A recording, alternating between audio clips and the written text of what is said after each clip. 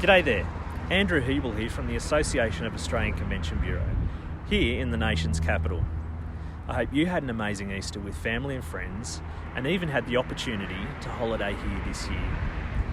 Last week, we had the opportunity to acknowledge Global Meetings Industry Day on the 8th of April and celebrated the role that Convention Bureau have played throughout the COVID-19 pandemic to date. As per the AACB Snapshot Insights we released at the end of March, successful strategies undertaken by our members has led to 70% of international and 64% of domestic business events on the forward calendar postponed rather than cancelled. However, uncertainty remains, noting that many of these postponed events have not yet confirmed a future date. With Meet Safe being this year's GMID theme, it is interesting to note that the results of the recent Becker Government Support and Future Confidence Survey showed that Australian business events businesses rate COVID safety management and compliance as being the least significant challenge to their business. The top 4 challenges were clear: uncertainty regarding domestic borders, uncertainty of hard lockdowns, client confidence, and cash flow.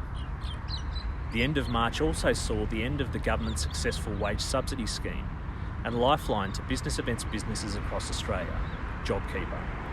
It was disappointing to see no further targeted business support for tourism and events operators, with domestic recovery expected across the remainder of 2021.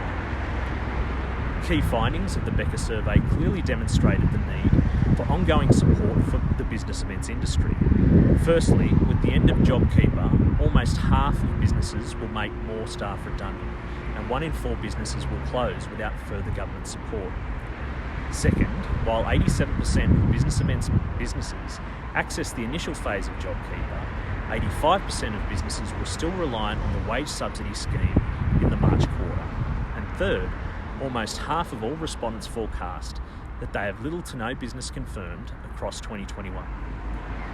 Further, the poorly designed grant program for our industry has failed to address the priority challenge of client confidence and risk, as identified, but rather targets a lower priority of attendee confidence with marketing funds.